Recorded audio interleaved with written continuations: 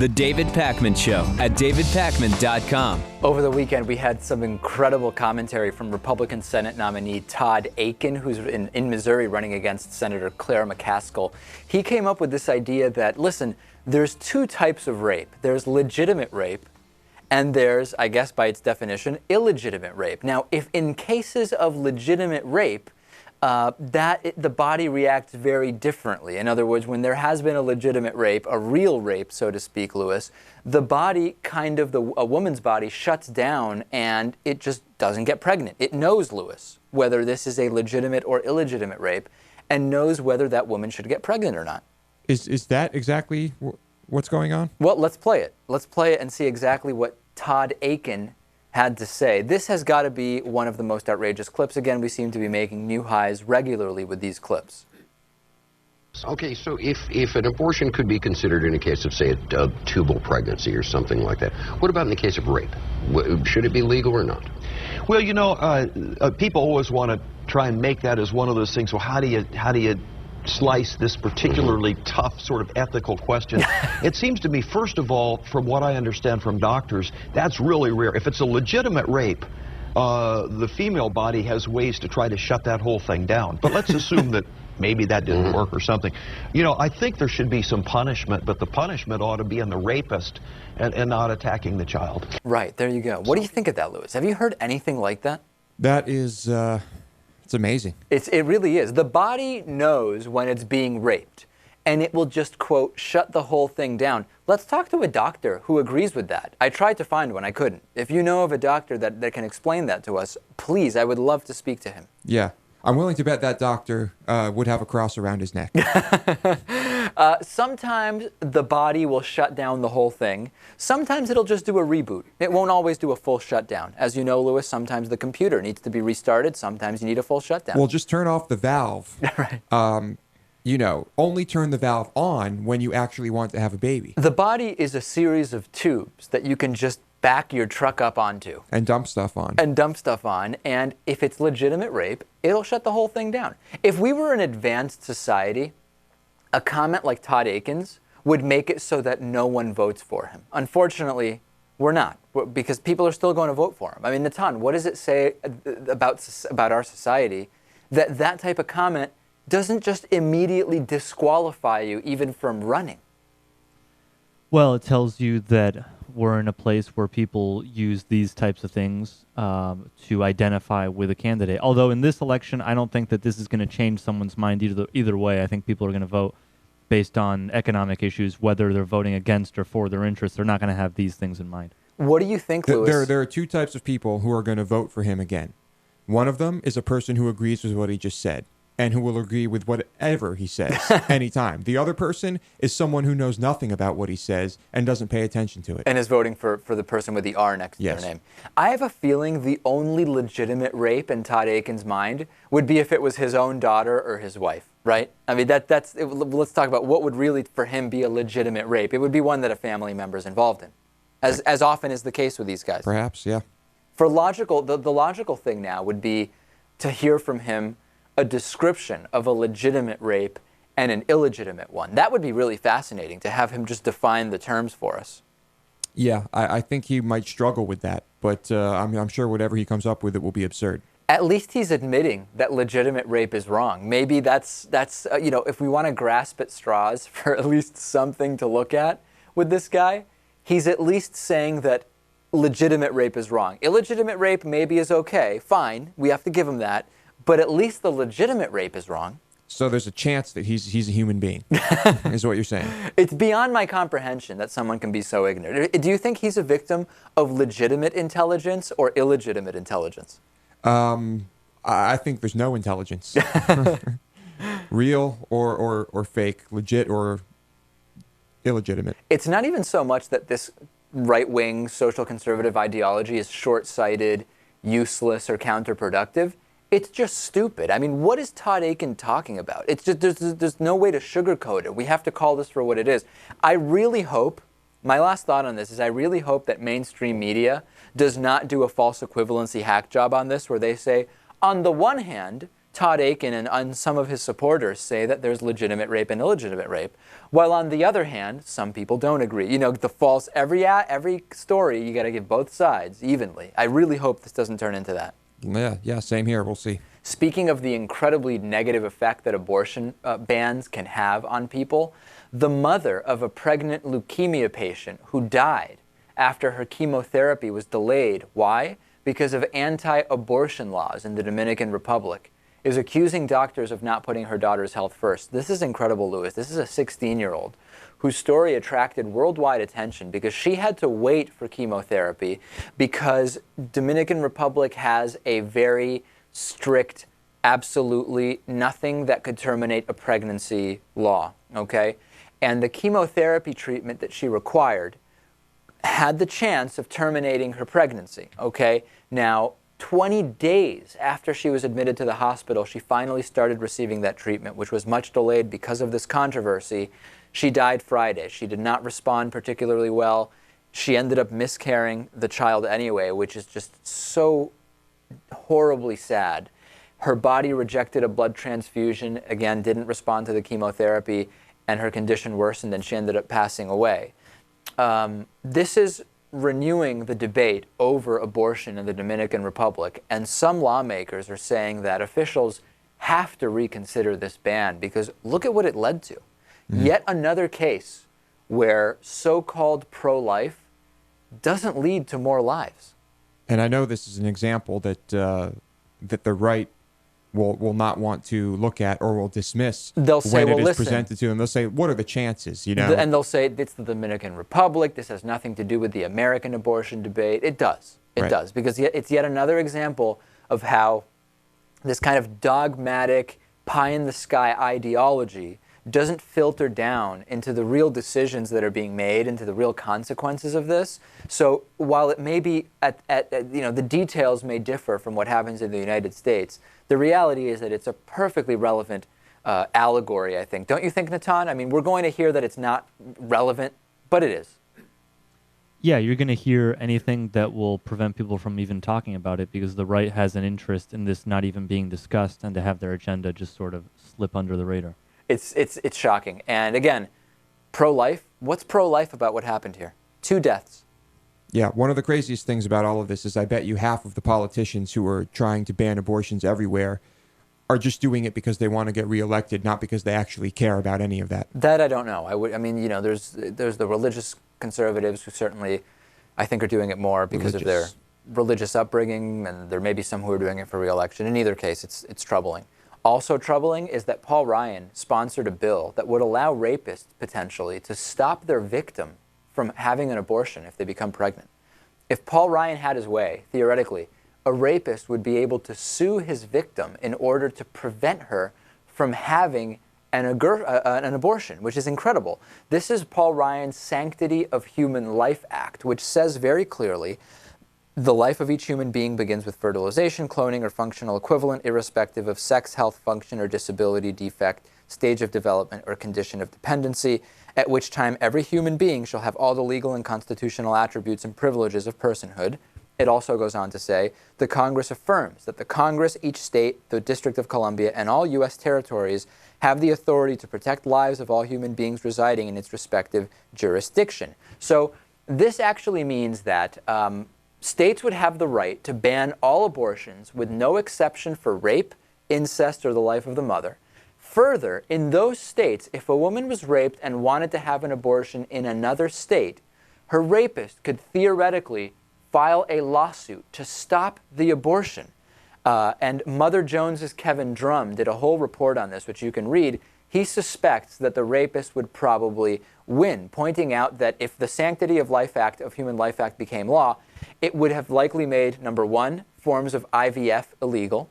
And since Mitt Romney's 2 newest adorable grandbabies are the products of IVF and a surrogate mother, Ryan's big idea could turn into lawsuits by the rapist, and it could turn Romney's kids who had IVF into criminals. That's gotta be an awkward matzo ball hanging out there during the campaign, don't you think? They probably don't talk about that much. They don't bring that up. No, I doubt it. It's funny because it seems they don't talk about the budget either.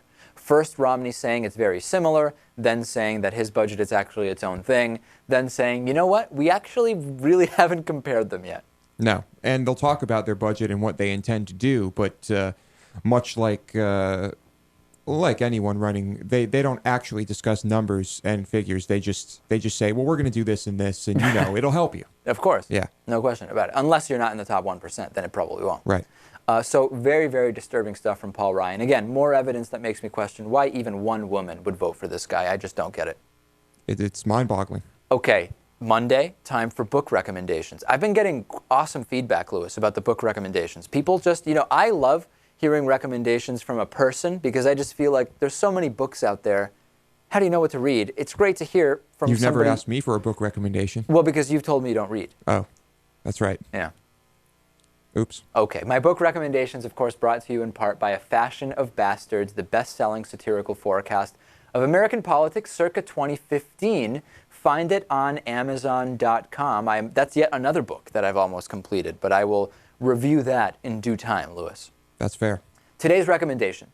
So many people contacted me talking about how bad the movie Tinker Tailor Soldier Spy was, the recent one with Gary Oldman. Is that right? Yes. Okay. And I said to them, you really should read the book. And a lot of people, including TV director Natan, didn't like the movie, right? It's not that I didn't like it, I just didn't understand it. Right. Okay, that was also a common complaint, that the story was kind of muddled.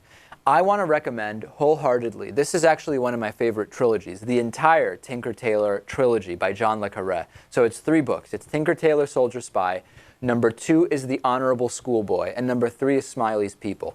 I have to tell you, it's one of the most epic sagas of espionage and worldwide intrigue that I've read. It's really one of my favorite trilogies. Tinker Tailor Soldier Spy is fantastic. All 3 of them are really, really good. Whether you saw the movie or not, especially if you didn't like the movie, read at least the first book. I would say all 3. Fantastic. Always on, no matter what else I read these many years ago, always on my list of favorite stuff. All right, there you go. You have the word from the man. There you go. If you read them, let me know what you think. On today's bonus show, great stories on today's bonus show. We're going to talk about the Ukraine considering about eliminating SpongeBob, claiming that it is either immoral or amoral. We actually couldn't tell because it could be a language barrier, could be a translation issue, I don't know. Also, Metal frontman, Megadeth frontman Dave Mustaine says that President Obama staged the recent shootings. I'll tell you why, forgetting about whether you believe in conspiracies or not, why it would be really a stupid conspiracy for President Obama to engage himself in. Get the bonus show, davidpakman.com/membership. We'll take a break. A lot more I want to talk to you about coming up.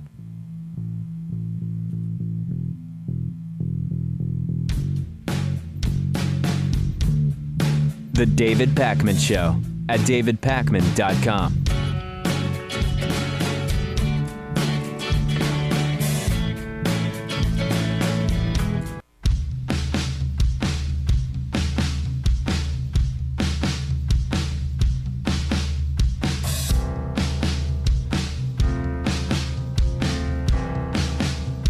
Welcome back to the David Pakman Show. Please support the David Pakman Show by doing all of your Amazon.com shopping through the black banner at davidpakman.com. All you have to do is when you shop at Amazon, first go to davidpakman.com, click that link, and then do your shopping. You can also bookmark that link and just use it every time you shop.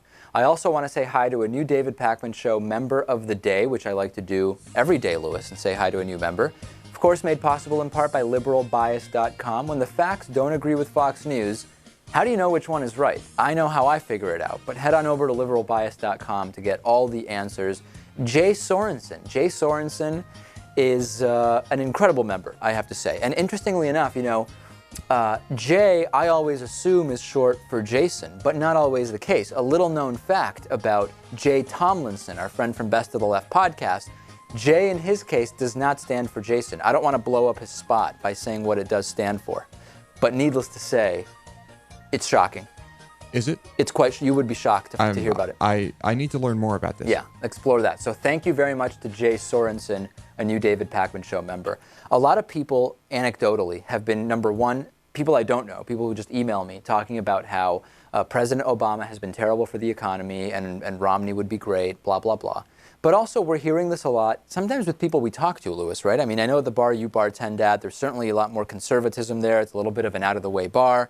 And you hear all these kind of set phrases about Obama this, Obama that, I'm sure. Yes, socialist, communist, all that stuff. Right. So I just want to give you a quick talking point here. When your conservative friends talk to you about how President Obama has been terrible for the economy, he's a bad economic president, they talk about all the things that would be bad, mention to them, well, wait a second, the stock market is near an all-time high. Corporate profits are at all-time highs. What about that? Now, they'll probably come back at you and say, yeah, but there's no jobs. I'm unemployed. My friends are unemployed. Well, then you know what you say? You say, incredible. You've just proven that the trickle-down theory of economics simply does not work. The stock market's doing great. Corporate profits are doing great.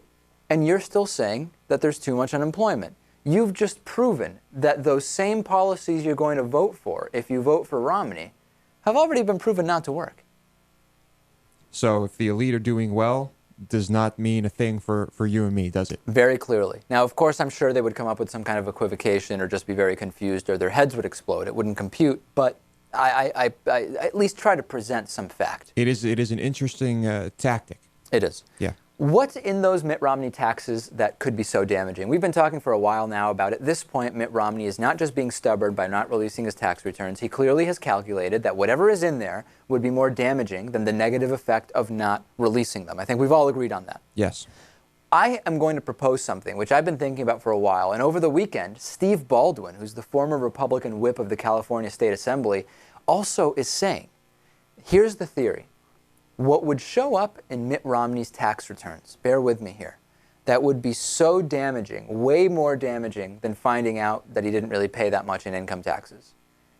Stericycle. Stericycle is the medical waste disposal company that Mitt Romney, through Bain Capital, invested a lot of money in, that in part makes money from the disposal of aborted fetuses. Now, at some point we know that Mitt Romney's name was on those documents. So one of two things may be in Mitt Romney's tax returns. If he got rid of those shares, if he got rid of that interest in Stericycle, that would show up on the tax returns as a huge amount of money because of all the shares that he owned. Other alternative is he's still an owner in those shares, and he's making a lot of money off of the ownership of Stericycle. It would be, let's be honest, mainstream media has pushed the Stericycle story basically under the rug. I don't know why. Is it because they think it would be seen as partisan to simply report on the inherent double standard and hypocrisy that Mitt Romney has as a so-called pro-lifer who is making tons of money from a company that makes money disposing of aborted fetuses? Or is it maturity on behalf of the mainstream media to actually try and cover important issues instead of trying to talk about Mitt Romney's hypocrisy? Right. What is the question? I don't know what the answer is. Case in point, the Stericycle story has not made it big. It's still there. We're still talking about it. Other alternative media are talking about it. You have to assume, and there's plenty of evidence, check the Boston Globe. They continue to report that Mitt Romney, well beyond the February 1999 supposed retirement, continued to control and reap profits from Stericycle way after that supposed retirement. Would this be damaging? Of course. Natan, what do you think? Mike, you you hear me? need to turn your mic on. Yeah, my mic's on. Okay. Yeah, I think that this would be huge, and like you said, I think that Romney's campaign has calculated this, and I guess they just assume that they're better off not even going there and keeping the mystery in it. Absolutely. I mean, listen, President Obama was hounded for the long form, the short form, the chicken form birth certificates. He produced them. He produced everything he was asked to produce. Mitt Romney won't even divulge some simple tax forms. Imagine how he's going to line his pockets if he gets 4 years in office, Louis. There is no covering the fact that this is simply, you're just simply weighing how much something will hurt you. Obviously, the campaign has decided, like Natan said, that it will hurt you more to release them than to not release them. Either way, there's going to be criticism. It's also funny that Mitt Romney is saying he wasn't on the board at the time. He wasn't around when his company shipped the jobs overseas. He resigned from the company retroactively. You could have video of Mitt Romney physically signing the papers to purchase Stericycle, and he would still try to retroactively edit himself out of the room in the video. I mean, you could present any evidence, and he wasn't there. He just wasn't involved. You can do that with technology these days. You could put anyone in his place, too. Rage Against the Machine guitarist Tom Morello smacked down Paul Ryan's compliment. Paul Ryan said that Rage Against the Machine is one of his favorite bands, more for the music than the lyrics, understandably so. Very liberal band. And Tom Morello wrote this great editorial in Rolling Stone where he went back at him and he said, I wonder what Ryan's favorite Rage song is. Is it the one where we condemn the genocide of Native Americans, the one lambasting American imperialism, our cover of F the Police? Or is it the one where we call on the people to seize the means of production? So many excellent choices to jam out to at young Republican meetings. Tom Morello is great. Yeah. Then he goes on, don't mistake me. I clearly see that Ryan has a whole lot of rage in him. A rage against women, a rage against immigrants, a rage against workers, a rage against gays, against the poor, against the environment. Basically, the one thing he's not raging against is the privileged elite he's groveling in front of for campaign contributions. Brilliant. So harsh. Yeah. Brilliantly written. Yeah. He goes on to say that the entire idea of Rage Against the Machine is predicated upon opposing everything Paul Ryan represents. Maybe he'll fill Guantanamo Bay with the corporate criminals that are funding his campaign and torture them with rage music 24/7.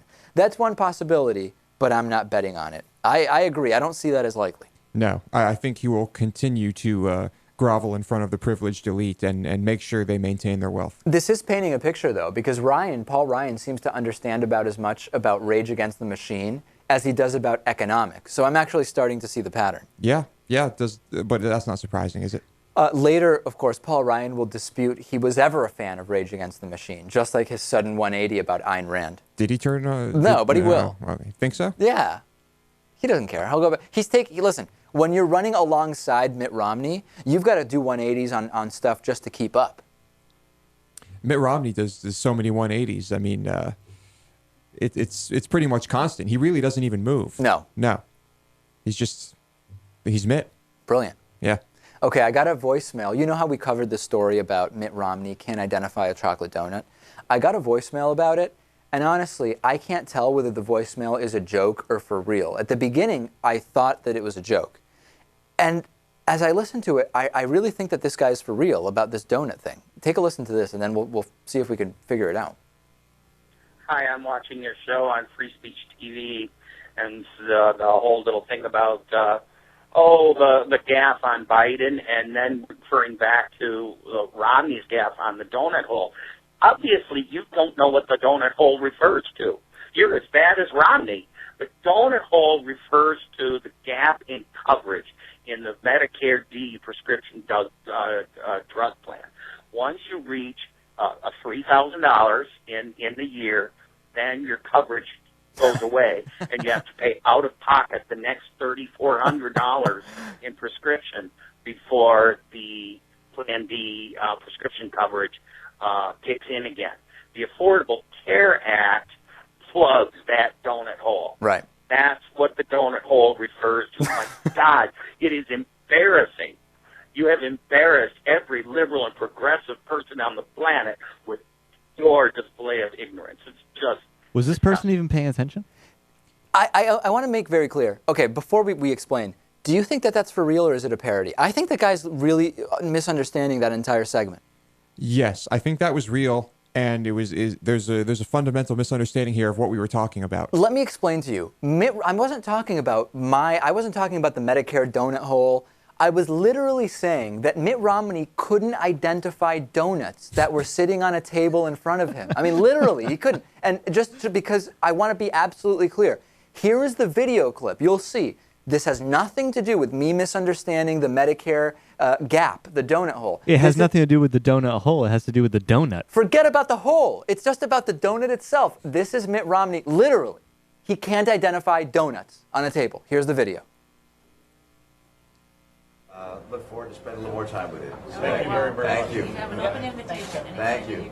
Thank you. Garrett, would you see that one of those chocolate goodies finds its way to our ride? Right, and as you can see, there's just a plate of chocolate donuts and variety of donuts in front of him. So I am shocked, really, that person thought that I was embarrassing liberals by not understanding the donut Medicare gap. Romney couldn't identify a donut, quite literally. There's no nuance here. Yes. I'm not using allegory. I'm not using metaphors. I'm not referring to things about the Affordable Care Act or Obamacare. We're talking about a plate full of donuts. We're talking about pastries here. Pastries. He couldn't identify a donut. That's it. I mean, I don't know what else to say. Yeah. Hopefully that clears things up. It's a shocking voicemail. Shocking voicemail. Let's take a break. Please like us on Facebook, facebook.com/David Pakman Show. We'll be back. We'll talk to Lynn Paramore from Alternet about Paul Ryan's insider trading. It's not nothing the way conservatives want you to think. Stay tuned.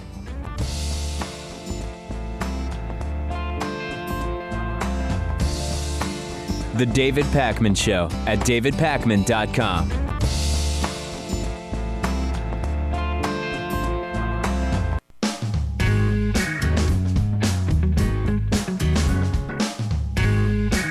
Welcome back to the David Pakman Show. Joining me is Lynn Paramore, contributing editor at Alternet. Lynn, we've been talking now for a week about these insider trades, as they're kind of being colloquially and maybe legally called, that Paul Ryan may have participated in. This all started related to a meeting in September of 2008 where he met with then Treasury Secretary Hank Paulson. Ben Bernanke was there, and there's some question as to the timing of certain sell-off of bank stocks that he did relative to this meeting where he was warned about, for lack of a better term, the impending doom of some of the big banks. Now, we've seen conservatives quickly come back with kind of two arguments. Number one, that this was legal at the time because the Stock Act had not been passed if it was so-called insider trading. And number two, that because of the time that the meeting took place and the time that the markets are open, that it's not even really possible for him to have executed the trades he's accused of having done. Let's start at the beginning. Give us the facts as we know them. Well, the facts as we know them are that Paul Ryan was required as a member of Congress to issue a disclosure form in 2009 stating, giving information on stock trades that he'd made during the previous year. And it turns out that on September 18th, 2008, the day you mentioned, he made certain trades that looked suspicious. He made trades of big bank stocks. He sold Citigroup, Wachovia, JP Morgan Chase, and he purchased Goldman Sachs. Now, Paul Ryan had done trades in other months during that year, but the September 18th trades are actually different from his usual pattern. And so that raises suspicion of a blogger over at the Richmonder blog who looked through those disclosure documents and raised some questions. So in terms of the timing of the meeting, on September 18th, a meeting took place after the close of market at 4 p.m. That is true. However, the call for the meeting came in earlier in the afternoon. Nancy Pelosi, by 3 p.m., had spoken to Ben Bernanke on the phone. She had been apprised of what the subject of the meeting was going to be about, and they discussed it, and she sent out a call to congressional leadership telling them that the meeting would take place. So Paul Ryan had plenty of time to call his stockbroker or text his broker before the close of market at 4 p.m. And even if he didn't do that, there's also such a thing as after-hours trading. There are several systems that allow people to trade after hours. So the idea that he couldn't have used the information to make the trades that day strikes me as ludicrous. And also the other thing would be, let's say we believe that. It's an incredible coincidence. It's the coincidence of coincidences that simply hours before hearing about this information, he did exactly what any logical person would do once given that information. That's exactly right. And we also have to remember that Paul Ryan is a Republican, and the White House, was under a Republican administration at the time. So he may well have found out about this information well before Nancy Pelosi. We can't prove that, but it's entirely possible that he did. So the timing claim really doesn't hold up. In terms of the legality, there's a lot of confusion on this issue, and it's not surprising because during the time that Paul Ryan made these trades on September 18th, the legality was contested. That is to say, it would really depend on the judge to determine whether such actions at that time would be considered insider trading or not. And it is true that members of Congress were typically not prosecuted for such actions. Now, that has come into question since the financial crisis. And as you pointed out, Obama signed legislation in the spring of this year stating that definitively that kind of action is absolutely illegal. So the legality at the time was a contested issue. Paul Ryan was not pursued or prosecuted for it, nor were other members of Congress. But we can certainly say that it is a troubling ethical violation for a trusted public official to be considering his stock portfolio on a day when his country was in peril. It does not speak well to the character of the man. And, we're finding out as the days go on, Paul Ryan is the ticket of Ryan and Romney is really kind of a private equity ticket. We've just found out that Ryan's brother worked for Bain Capital at one time.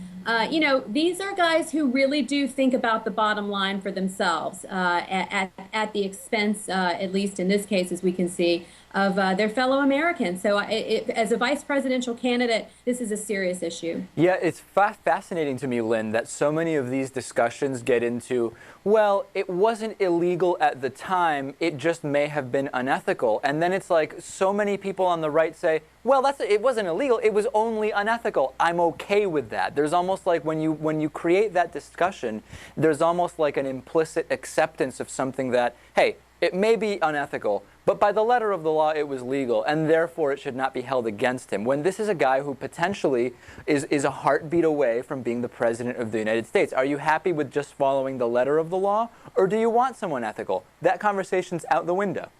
That's exactly right. Hopefully, we would want someone who is a heartbeat away from the presidency to be above ethical, breaches of this kind. But I think many people are seeing that the Ryan Romney ticket is a ticket of, by, and for the 1%. Ryan is not as wealthy as Romney, of course, but he is a man of considerable means. His wife inherited enough money to make her a millionaire several years ago from family members. The Ryan family values is very clear what they value. His brother, again, is a private equity guy.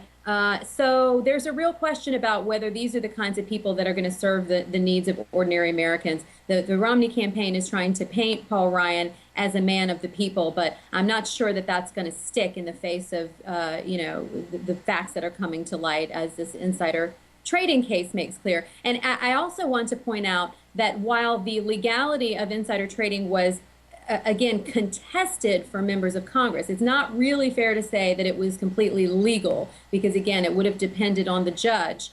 But it was definitely illegal for members of the executive branch. There has been this strange miscarriage of justice whereby one branch of government has been traditionally held to a stricter rules than another, and that Obama signing that law in the spring was meant to address that discrepancy. Members of Congress have for a long time considered it, sort of their inherent right to be able to do this kind of thing. In fact, there was a study that came out in 2004. Several researchers, prominent researchers, looked at how members of the Senate did in their stock portfolios from 1993 to 1998, and they found that senators beat the market by 12% on average per year. And just to put that in perspective, even a corporate insider like Warren Buffett doesn't beat the market by more than 5 percentage points a year. So that is a really, really troubling number. And by the way,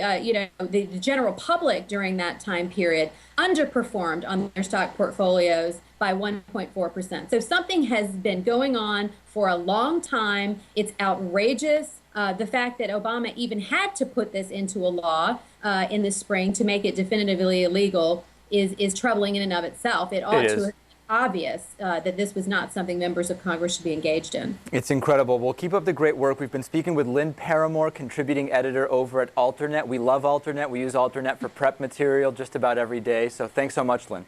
So good to be here, and thank you for covering the story. Okay, we'll take a break. We'll be back with more after this. The David Pakman Show at davidpakman.com.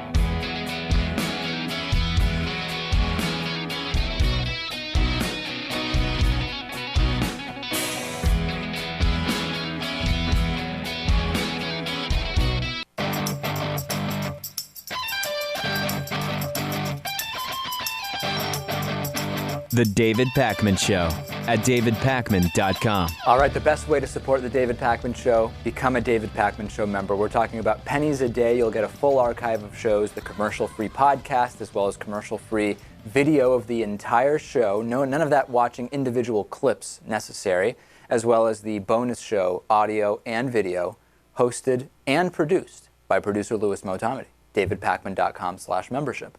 Mainstream media is ignoring the melting Arctic ice situation, and it's shocking, and I'm going to talk to you about it. And again, this was God bless him, and you know I don't use that term, Louis.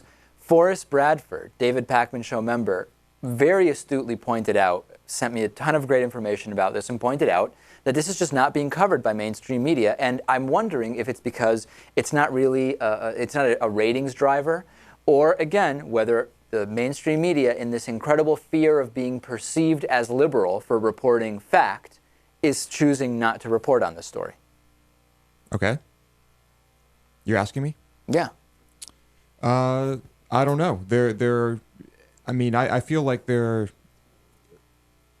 other issues at hand right now. I mean, we're just talking about our country, right? I mean, what's coverage like in other countries? I don't know. I mean, we're pretty preoccupied here at the moment with election stuff. So you're saying just because American media is dropping the ball on the melting Arctic ice doesn't mean that around the world media is dropping the ball? Right. I can't speak to the rest of the world, but I mean, I will say that often there are distractions here, and there are issues that are being talked about that are less important because they get higher ratings. Well, the situation in the Arctic and everywhere like such as is as follows. Within a decade, we could see summer days that are completely ice-free, according to a British scientist. Dr. Seymour Laxon at the University College London Centre for Polar Observation and Modeling told BBC Radio that early satellite data suggests that Arctic ice is actually melting at a rate even faster than scientists had previously warned. Let's put up the satellite image, Natan, the compilation image. This is a combination of data from NASA's IceSat, as well as preliminary results from European Space Agency satellite Cryosat-2. We're finding a 50% greater rate of ice loss than in past estimates. Now, if you look at this, the orange line that you can see around here, and hopefully you can see that, that was the median ice coverage from 1979 to 2000. As you can see, drastically reduced. I mean, that looks to me, Louis, like a 30 or even close to 35, 40% reduction in the median ice coverage there. And, you know, there's kind of two points of view on this. Some will say, okay, fine, we can't deny that this is what it looks like right now. We reject that changes over a 30-year period are even valuable long term. We're talking about the Earth being around for a really, really, really long time, assuming you're not one of those people who thinks it's only 6,000 years. Therefore, we just don't know if this equivalent change has ever happened in any other 30-year period. Maybe this is normal. We don't know.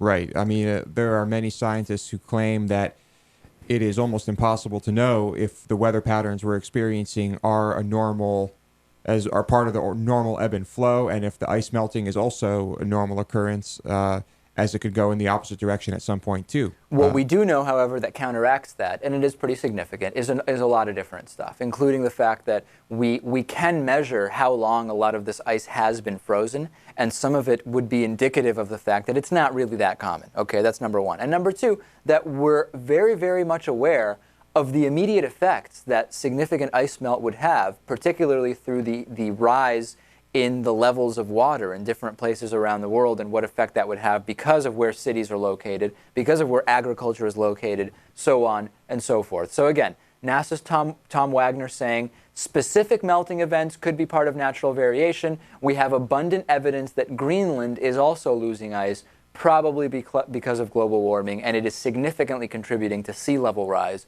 which would be a huge problem. Yes, a huge problem for coastal communities all over the world. By the way, as the ice melts, what's Shell doing? Shell is trying to do more drilling in the Arctic. They're saying, hey, we can access some of, because of the ice melt, we have access to more areas now.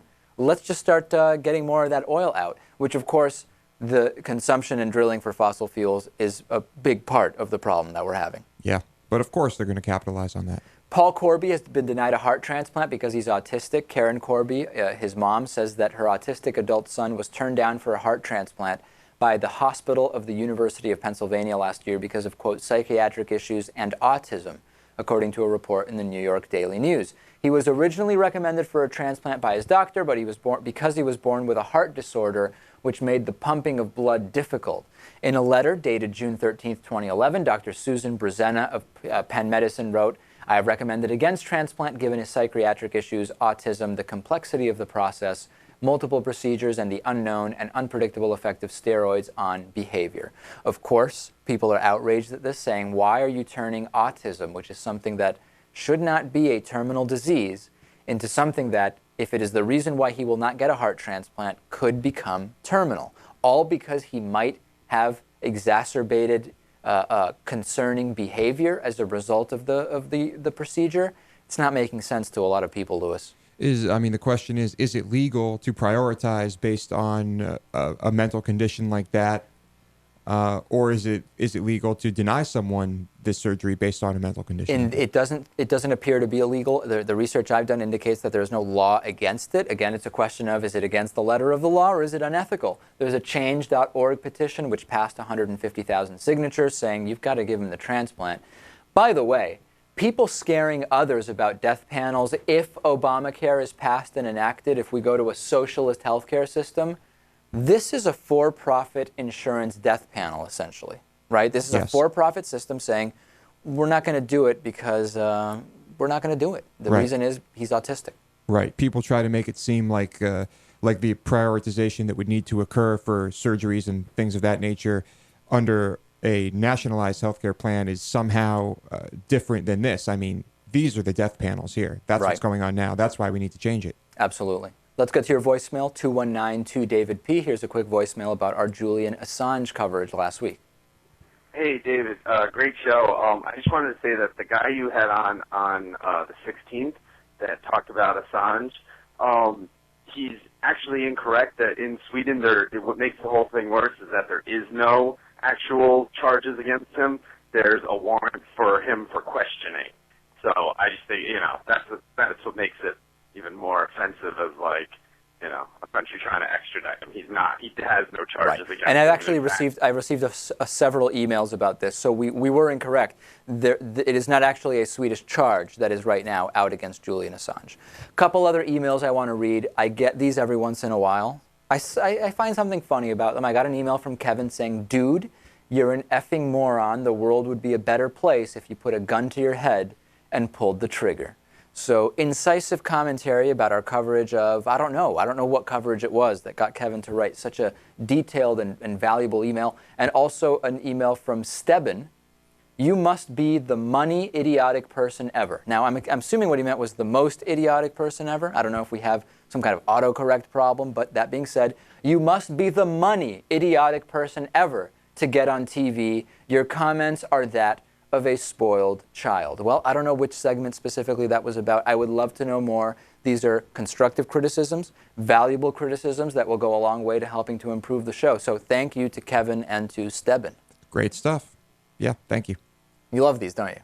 Yeah, what's not to like? Yeah, no, it's... even better when they're a voicemail. Right. No, it's better when it is a voicemail. So please leave them. If you have comments this constructive, 219-2-DAVID-P. On today's bonus show, we're going to talk about metal band Megadeth frontman Dave Mustaine saying President Obama staged the recent shootings. Interesting. We'll also talk about Ukraine having a big problem with SpongeBob, and Lewis will tell us about what children's cartoons he likes to watch. We'll also talk about how a supposed virgin birth was tested before there were DNA tests, and also why is the reaction now to claims of virgin birth so different than when the Virgin Mary said she had a virgin birth to Jesus, the God of some people. Yeah, why is that? Yeah, a lot of questions about that. Okay, tomorrow, fascinating stuff. Actually, I don't remember which is tomorrow, which is Wednesday, but in the next 2 days, we'll talk to an expert on artificial intelligence. Will AI turn against humans? Is that a realistic concern, or is it just Hollywood nonsense? We'll also have Wendell Potter back on the show to talk about healthcare. Great shows coming up. Thanks to everybody. See you on the bonus show. You've got to get that bonus show.